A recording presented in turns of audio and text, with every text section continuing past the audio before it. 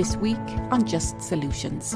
President Biden has officially proclaimed June as Pride Month, and he's vowed not to rest until full equality for LGBTQ Americans is finally achieved and codified into law.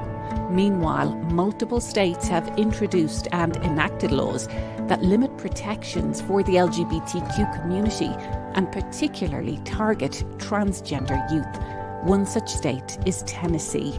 The ACLU of Tennessee is pushing back. Its executive director, Hedy Weinberg, says embedding discrimination against transgender youth into state law is shameful. From Free Speech TV, Just Solutions.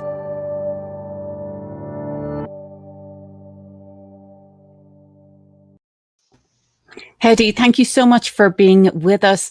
This is incredibly serious. Tennessee is not the only state dealing with these anti-LGBTQ bills, but it certainly seems to be leading the way. The commonality being they seem to be Republican-led state houses and Republican governors. Now, the ones in Tennessee, we'll get into some details, but it's transgender youth who are particularly impacted. Take us through exactly which bills have been signed by the governor, the ones that you're most concerned about. Sure. And Tennessee saw just a slew of bills. We call them really the slate of hate, because unfortunately this session, more than any other session, and we saw it across the country, as you point out, the transgender community has clearly been targeted. Brutal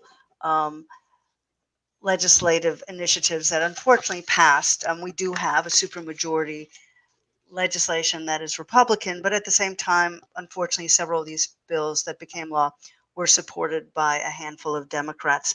There were 5 bills that passed the legislature and were signed by the governor. At each step, ACLU and our partners, Tennessee Equality, the LGBT Chamber, and others worked together to try to oppose these bills. But what we saw happen were the 3 bills our eyes on right now are on in terms of thinking about lawsuits and obviously moving forward with that litigation. The first was the bill that we saw in many states that would prohibit transgender youth from participating in athletic teams that conform with their gender identity. So requiring, for instance, that a transgender boy still would be required to play on a girls' team based on their birth certificate, or a transgender girl would be required to play on a boys' team and not on the team that conformed with their gender identity. So much misinformation, so much ignorance, and really, so much fear, I suppose, to be, for a moment, give some of the legislators some space. The second bill that passed focused on the business community and requiring nonprofits and other businesses to put up signs were they to have an informal or formal policy allowing transgender folks to use bathrooms that conform with their gender identity. Again, a way to humiliate, challenge, and chill the transgender community from being able to be in public spaces that posted signs. Allows for all sorts of harassment as well. A third bill focused on, we call it the Bathroom 2.0 bill. We all know, and we saw it in North Carolina several years ago, the bills that were introduced that would prohibit transgender youth from using bathrooms in public schools that conform to their gender identity, and instead sending them to private bathrooms or isolated bathrooms, far away from, frankly, where many of the classrooms were. This bill is nuanced, and again, it was passed and became law in Tennessee, which would require, would allow, let's put it that way, would allow students who did not want to have transgender youth in the bathrooms that conform with their gender identity, would allow those families, those students, to file lawsuits against the students, the transgender students, were they to use the bathrooms, would require would allow the school, the parents and family to actually file lawsuits against local school boards, it's kind of fascinating, the attempt by the state legislature to allow those kinds of lawsuits to happen. What we fear, as you might imagine, is that schools now will feel they're forced to formalize and informally or formally enact policies, adopt policies to prohibit transgender youth from using bathrooms that conform to their gender identity. And our eyes are on that with clear recognition that that violates the Constitution, and clearly under the new administration, President Biden's administration, where he has vacated the executive order from the prior administration and says that these kinds of laws prohibiting transgender youth, excuse me, from using bathrooms that conform to their gender identity, prohibiting that is a violation of Title IX, and school systems would actually, jeopardize receiving federal funds. So there's a lot of detail, but suffice it to say that our legislature was a brutal session. It was the worst session I've seen ever in my many years at the legislature in terms of the frontal attack on the LGBTQ community, but focus centered on the transgender community and especially transgender youth.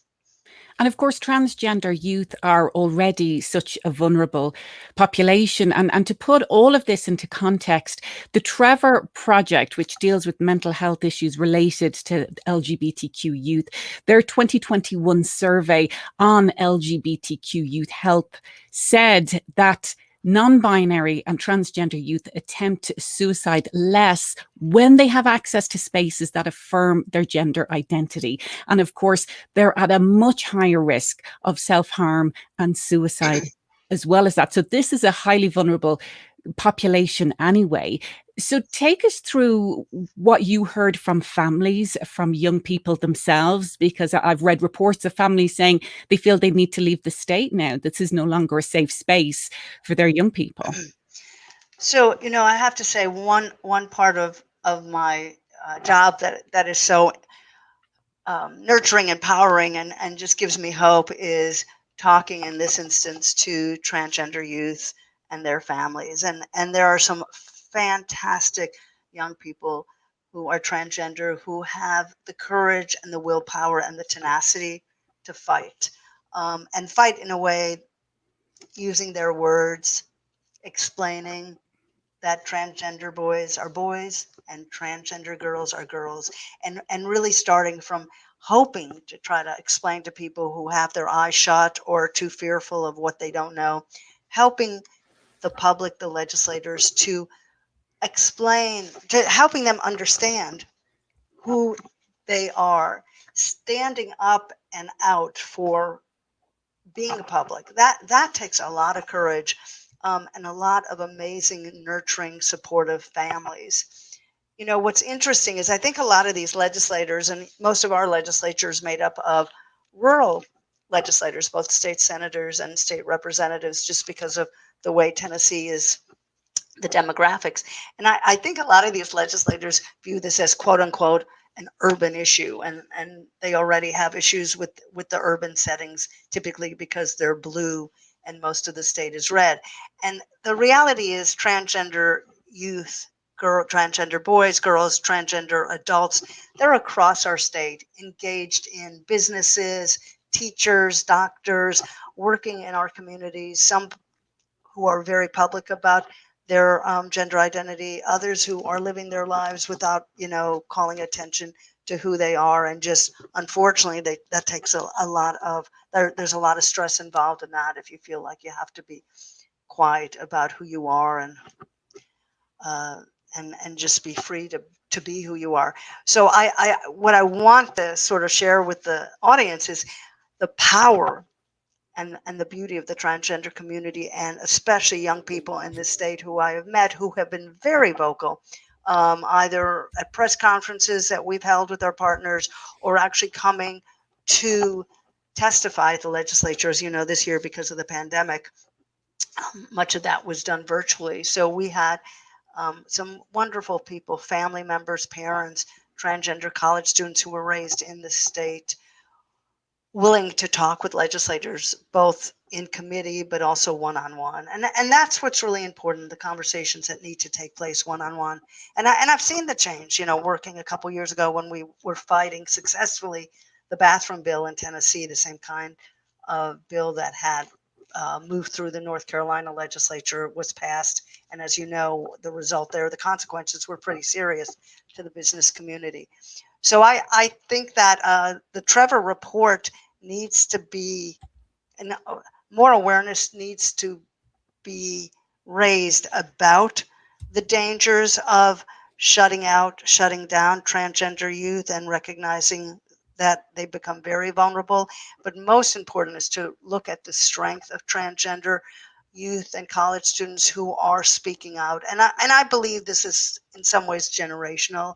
Talking to some of our legislators, they are stuck in a space, many of them, where they don't even want to have conversations, and they are on the wrong side of history. But it is a painful journey for everyone. But as allies, we are working and supporting and wanting to not only lift transgender voices, but make sure the conversations are centered on the transgender youth and adults who are having to deal with some of the hate that spewed out at the Tennessee legislature.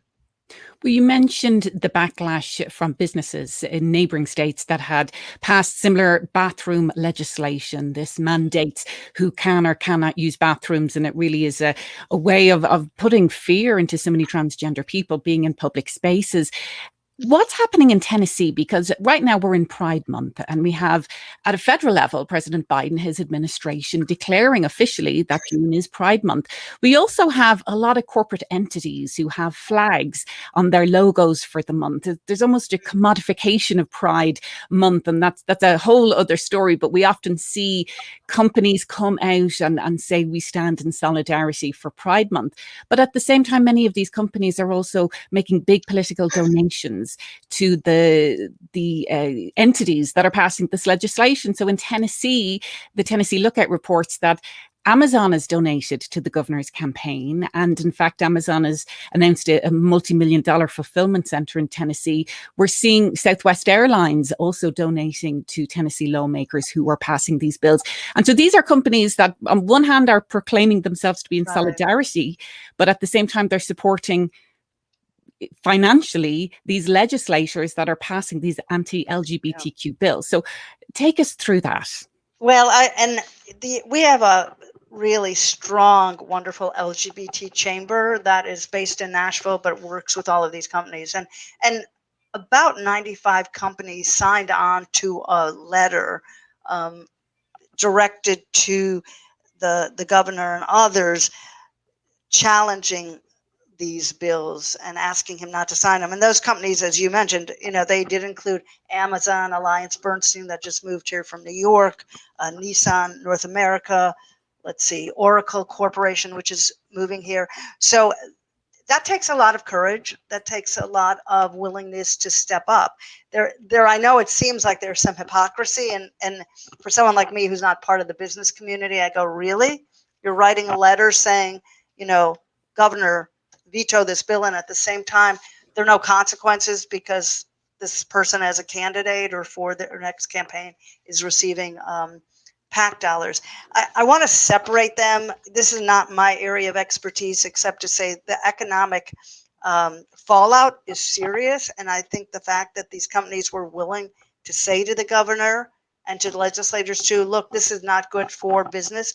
This is not good if we cannot bring employees to this state because of the kinds of laws you're passing. And I'm hoping and believe that chorus will grow only louder. I think Tennessee, as you know, is in the middle of the Bible Belt, and there are a lot of clergy too, not necessarily clergy that perhaps the legislature and members of the legislature listen to, but there are people of faith who are using their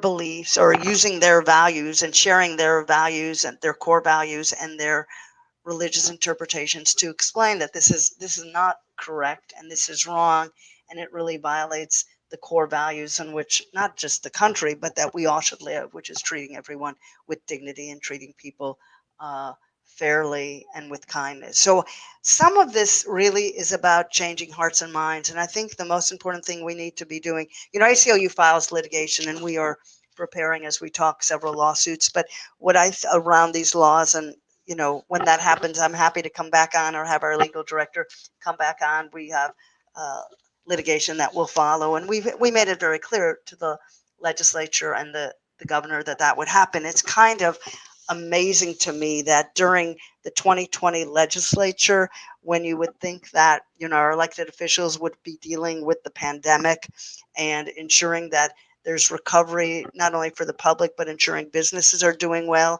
that they would not be targeting the transgender community, but instead thinking about that. It's kind of shocking to me that with Supreme Court decisions and the new administration, they would be thinking about how to ensure access to healthcare and quality education rather than, again, targeting the transgender community. So we have a lot of work to do here, and a lot of it is around changing hearts and minds.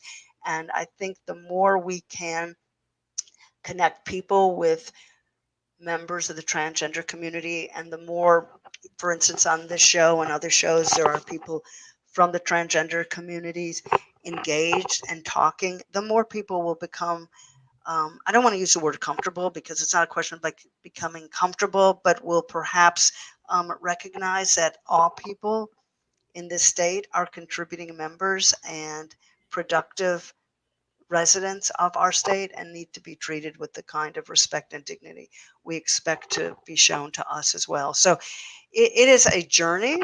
I am confident and hopeful that the generation that are now in schools are going to be more open-minded and more willingness to understand that the transgender students in their high schools and in their college classes are part of the broader community. And I know that is happening from talking with folks, transgender college students who we've worked with. It's not, sometimes one has to step back and recognize that there's some people who are stuck. I don't know if they're stuck in the 50s or their 60s or they're fearful of something, but they're the same people, I'm afraid, that were standing outside of schools booing as we were desegregating the schools. They are the same people who get real angry about things they are fearful of, and yet they translate it into hateful actions. And that's what I think we're seeing a lot of.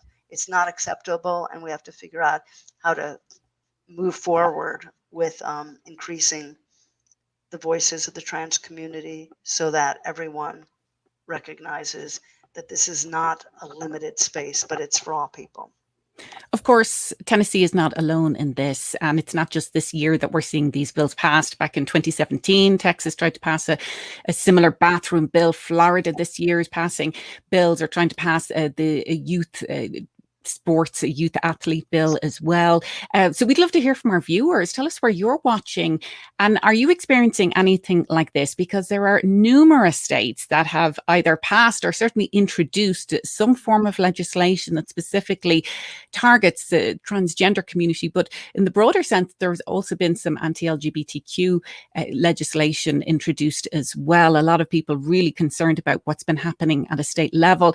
In terms of the sports, I mean, sort of related to the businesses, and when big businesses speak out, I know back in 2017, the NBA and the NFL threatened to boycott Texas over their bathroom bill. Are we seeing anything similar in Tennessee where sports teams are coming out? I think the NCAA, the Collegiate Sport Association, was saying something, but then I know that there was also tournaments that took place after the bill was introduced. So do sports teams and sporting organizations have a role to play also?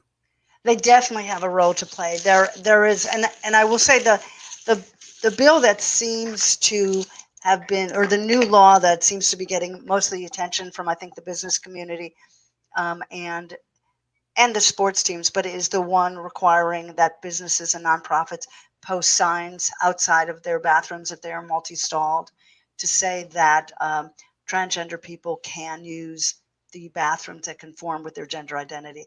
That really, there's an issue there around free speech, compelling businesses, nonprofits to actually state something clearly, which since when have we had government to really require that businesses state something based on a legislatures personal value basis, I guess. But that's brought a lot of attention to the state, and all the companies are speaking out and most concerned. The bathroom bill here, which is a little bit different than the bathroom bill that we saw in 2017 and the one that was passed, because again, its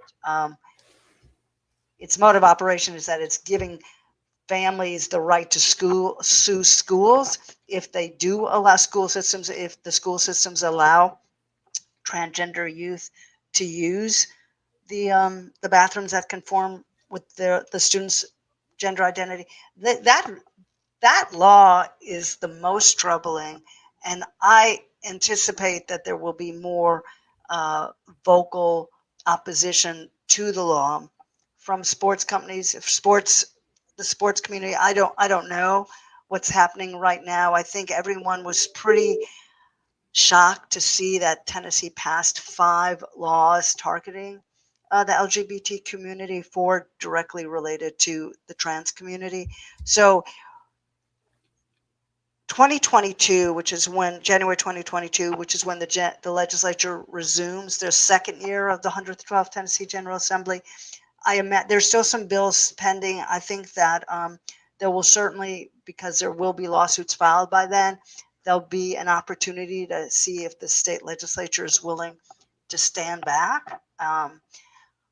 I don't want to be naive to say they will repeal those laws, but there's going to be a constant drumbeat. And I think there will be more and more opposition from the business community, from the sports teams, to say this is just not acceptable. But we've not yet seen a call for a boycott. Well, we have some folks who are watching us right now on Facebook. Keith says that sports are the biggest conflict, especially for the cis women athletes. I know this is a debate that really is playing out nationally, in fact, internationally, of course, with the Olympics coming up as well. But so many people I've heard say that young people, the young high school athletes, should not be used as political pawns in that broader debate. I mean, what were you hearing from some of the folks who were testifying, Hedy, when the state legislature was debating this? Yeah, what's so disturbing, I think, is that legislators who were promoting this bill that became law about trans teens not being able to be engaged in sports teams, they kept anchoring it in this competition.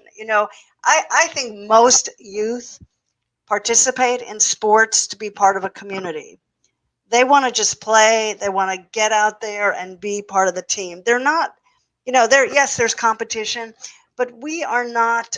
I'm not sure, and I'm not sure. No legislator that I spoke to, or even spoke in committee, was able to say that this is a problem in their school system.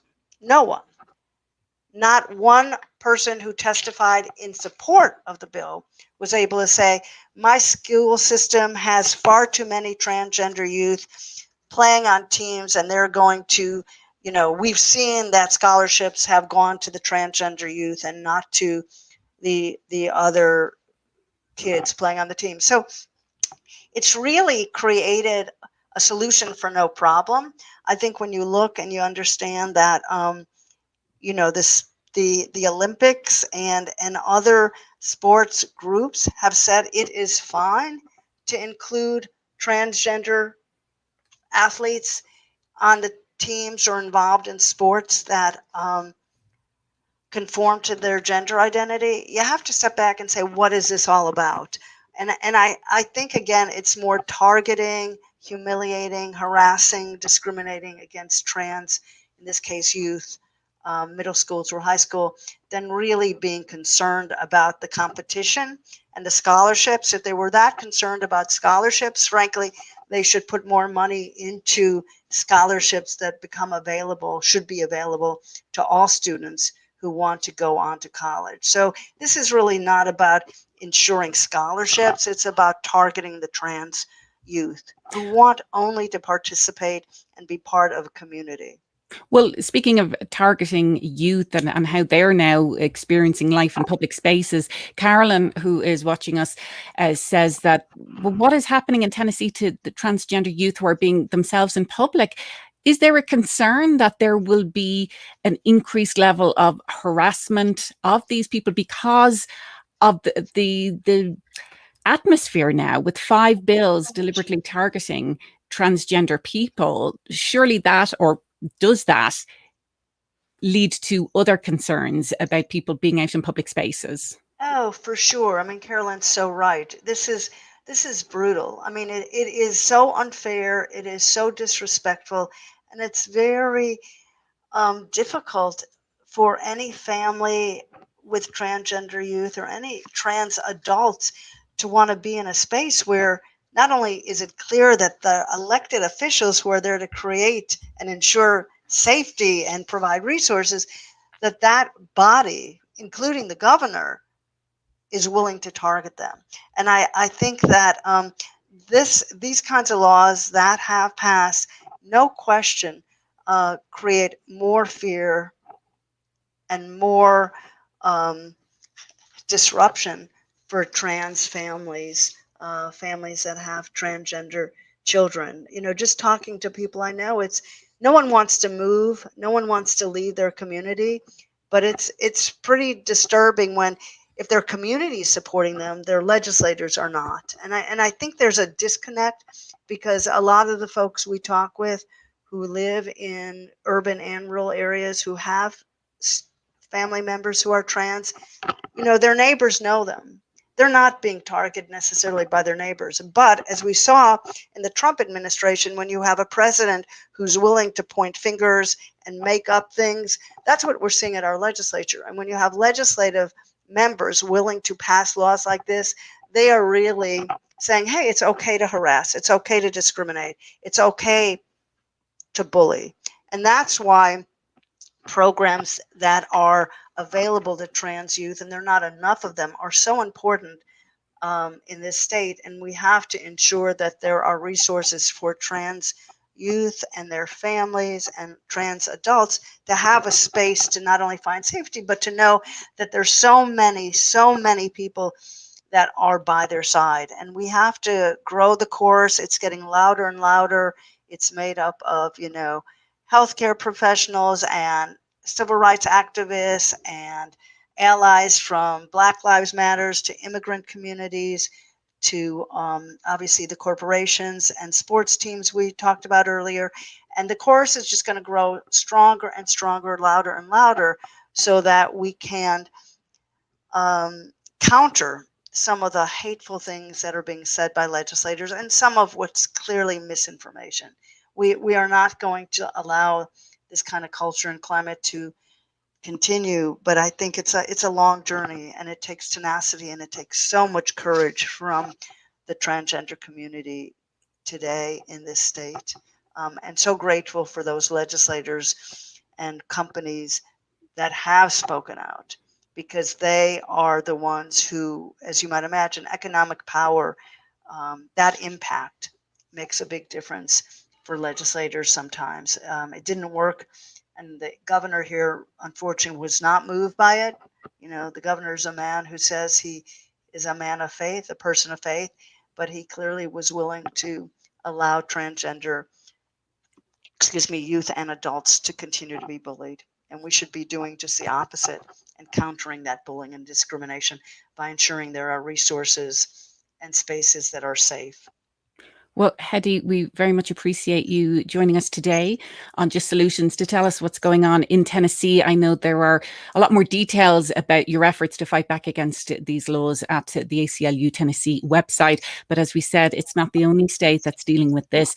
There is a piece of federal legislation that has stalled in the Senate due to a lack of Republican support, the Equality Act. And we're going to dig into that more next week, as well as talk about what's happening with LGBTQ seniors who have experienced soaring levels of isolation during the COVID pandemic. There are increasing calls for specific services for those seniors. So join us next week, same time, same place, for that conversation. From Free Speech TV, Just Solutions.